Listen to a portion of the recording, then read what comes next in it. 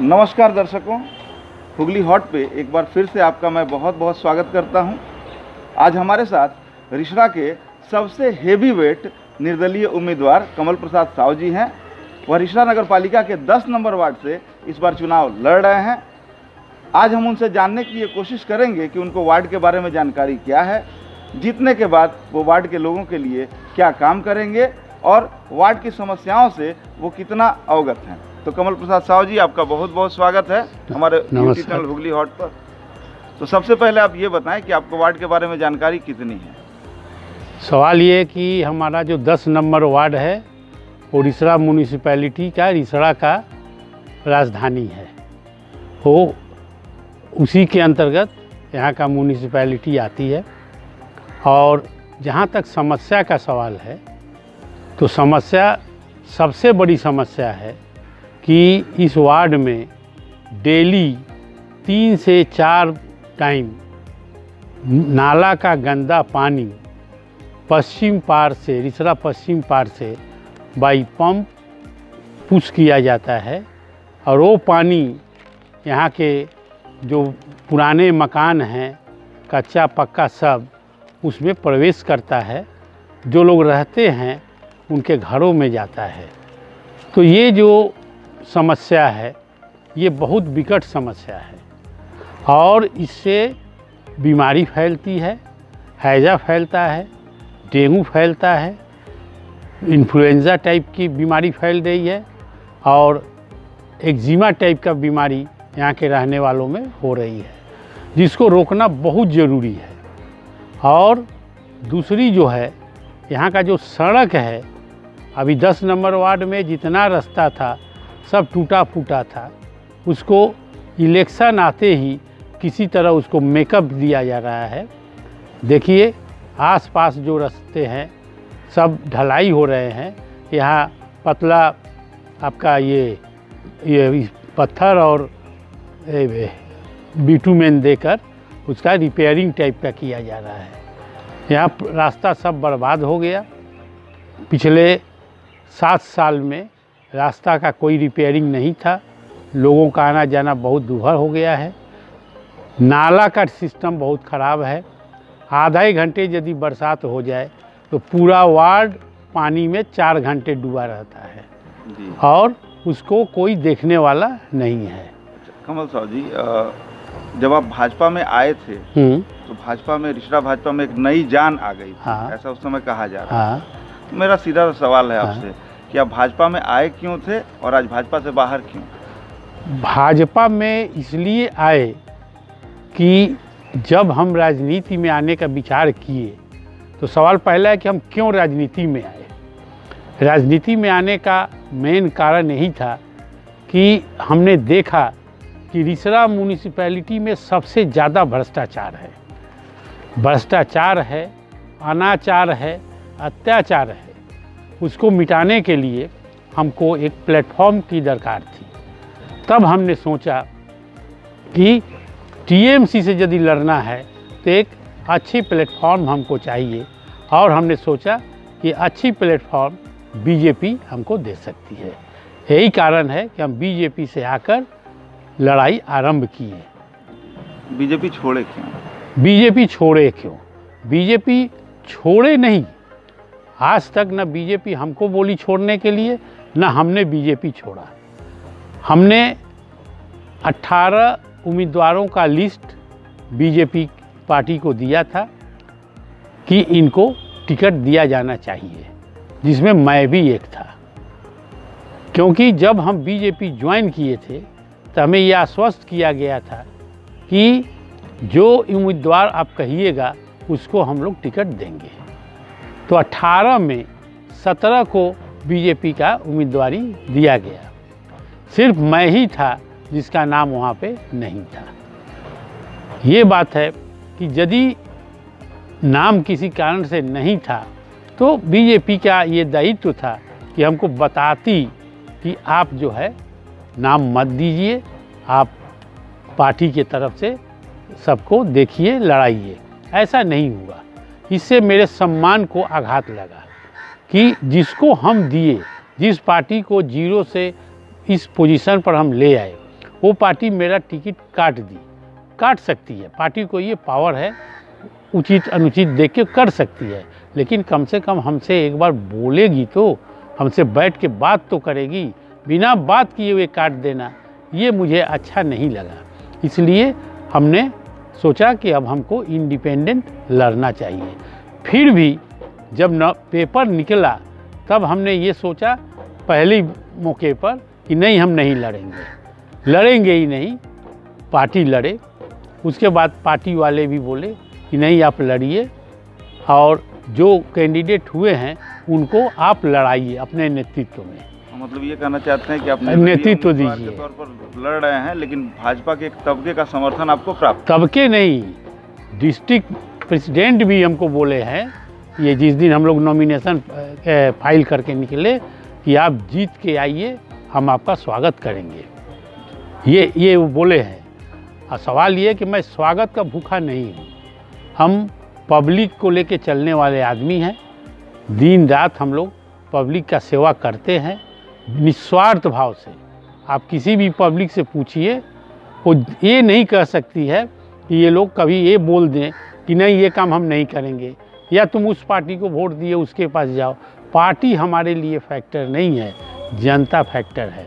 जनता का काम करेंगे, जनता का स्वार्थ देखेंगे और जहाँ भी अन्याय होगा उसके खिलाफ लड़ेंगे। अच्छा कमल साहब जी, एक थोड़ा सा तीखा सवाल है। बोलिए। वर्ष 2010 में आप 7 नंबर वार्ड से निर्दलीय उम्मीदवार के तौर पर हाँ, चुनाव लड़े थे। हाँ, जनता ने आप पर विश्वास नहीं किया, हाँ, हार गए। ठीक। इस बार 10 नंबर वार्ड से जनता आप पर क्यों विश्वास करेगी? 10 में जो चुनाव लड़े थे उस समय हम राजनीति में नहीं थे।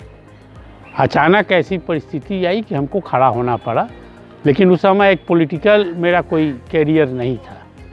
तो जब हारे थे, शायद 63 या 83 ऐसे ही कुछ वोट से हारे थे। हारने के बाद भी हमको कोई अफसोस नहीं हुआ, क्योंकि हमारा परिपक्वता उस समय नहीं थी इस लाइन की। आज जो है पब्लिक क्यों करेगी? हमारे भैया यहाँ के चेयरमैन थे। चेयरमैन रहते हुए उनका जितना काम था वो हम देखते थे। एक सर्टिफिकेट से लेकर बाकी जितने भी काम हैं, शाम को यहाँ हम बैठते थे। अच्छा, माफ कीजिएगा थोड़ा सा इंटरप्शन यहाँ भी। हाँ, आपके भैया तो लेकिन टीएमसी के नेता थे। हाँ थे, तो हम तो उस समय पार्टी नहीं करते थे ना, यही तो बात बोल रहे हैं। उस समय हम पार्टी नहीं करते थे, हम अपने भैया के साथ थे। तो जब इतना दिन जब काम किए, पूरा इलाका में अपना परिचिति बनाए और बीजेपी ज्वाइन करने के पहले एक मीटिंग बुलाए वार्ड के लोगों का और उनसे बोले कि मुझे राजनीति में रहना चाहिए कि नहीं, और यदि राजनीति में रहना है तो टीएमसी में रहें कि बीजेपी में रहें। इसी जगह पर सब ने एक मत से कहा कि आप राजनीति में बीजेपी में रहिए, बीजेपी जरूरी है। तो इसलिए हम बीजेपी में आए। कमल साहब जी, मान लीजिए थोड़ी देर के लिए मान लेते हैं कि आप जीत गए। तो जीतने के बाद आप 10 नंबर वार्ड के लोगों के लिए क्या करेंगे? क्या प्लानिंग्स हैं आपकी? जीतने के बाद पहला तो ये है, वो जो पानी आ रहा है गंदा पानी, उसको बंद करने का उपाय करेंगे। कुछ करना नहीं है, मेरे पास फार्मूला है, 5 दिन में वो पानी बंद कर देंगे हम। मेरे पास वो फार्मूला है। वो फार्मूला हमने वर्तमान एडमिनिस्ट्रेटर को भी बताया था कि आप ऐसे करिए, ये पानी बंद हो जाएगी, पब्लिक को असुविधा नहीं होगी।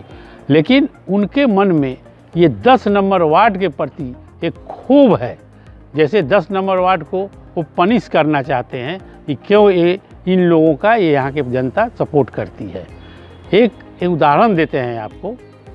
एक वैक्सीन का सवाल था। वैक्सीन के लिए इन्होंने क्या किया कि हम स्लिप देंगे, उसमें छाप मारेंगे, जिसको देंगे उसी को वैक्सीन मिलेगा। जब 10 नंबर वार्ड के लोग जाते थे मांगने, तो उनको बोला जाता था कि तुम तो बीजेपी करने वाले हो, पिछले इलेक्शन में तुमने बीजेपी को वोट दिया था, तुमको वैक्सीन नहीं मिलेगा। मैं पूछता हूँ कि जो लोग वोट दिए थे, जिनको आप बोल रहे हैं कि ये बीजेपी के, आप वोट देते समय उसको देखे थे क्या कि कहाँ कौन से सिंबल में वो मार रहा है? देखिए, आदमी कहता है कुछ और जाके मारता है कहीं कुछ। यदि मार भी दिया बीजेपी को तो बीजेपी करने वाले क्या इस देश के नागरिक नहीं हैं? जो वैक्सीन आप बांट रहे हैं वो सेंटर बीजेपी से ही आ रहा है फ्री में, तब आप बांट के यहाँ दानी बन रहे हैं। मेरे कहने का मतलब ये है कि पब्लिक है, वोट दे दी, वोट चला गया, उसके बाद जो भी राजा बने वो सबको एक नज़र से देखे। अच्छा सर, एक सवाल ये है, लोगों में चर्चा है कि जीतने के बाद आप तृणमूल कांग्रेस में शामिल हो सकते हैं। नहीं, ऐसा बात है कि तृणमूल ने मुझे मेरे भैया के डेथ के बाद बहुतों बार, हमारे एमपी साहब थे, उन्होंने बोला था कि 10 नंबर वार्ड आपका भैया का था, आप वहाँ से इलेक्शन लड़िए, हम आपको टिकट देंगे। तो देखिए, टिकट मेरे लिए फैक्टर नहीं था। मेरे लिए फैक्टर था जो भ्रष्टाचारी एडमिनिस्ट्रेटर विजय सागर मिश्रा बैठा है, इसको गद्दी से उतारना। ये आदमी जब तक गद्दी में रहेगा तब तक यहाँ के लोगों को न्याय नहीं मिलेगा और भ्रष्टाचार से मुक्ति नहीं मिलेगी। हमने उनको बोला कि हम आपके पार्टी से नहीं लड़ सकते हैं। तो उन्होंने बोला कि आप चुनाव नहीं लड़िएगा, हम लड़ेंगे, लेकिन कहाँ से लड़ेंगे ये हम डिसाइड करेंगे। सर, एक मेरे मन में सवाल जग रहा है, विजय मिश्रा को आपने भ्रष्टाचारी कहा और उनसे लड़ने के लिए आपका उद्देश्य है, ठीक है, आप पेशे से वकील हैं, बात बात में भाजपा हाई कोर्ट चली जाती है, आप भी कोर्ट में मामले कर सकते हैं। बात ऐसा है, मामला कर सकते हैं। मामला करने के लिए कुछ कागजी प्रमाण तो चाहिए, हवा में आप मामला नहीं कर सकते हैं। एडमिनिस्ट्रेशन उनका है, आप उनसे कुछ मांगिए। हमने एक डेपुटेशन दिया था जिसमें उनसे कहा था कि 133 आदमी का नौकरी मिला। उस 133 आदमी के नौकरी में विजय सागर मिश्रा का लड़का, विजय सागर मिश्रा का बहनोई, विजय सागर मिश्रा का भतीजा, विजय सागर मिश्रा के और रिश्तेदार, साला, उसके बाद बीजेपी, उसके बाद जितने काउंसिलर हैं सब के बाल बच्चा, यहाँ तक कि जो नाजायज़ जिसके साथ संबंध रहा इनका, उसको भी नौकरी मिला है। इसका हमने रिटर्न रूप में उनको दिया।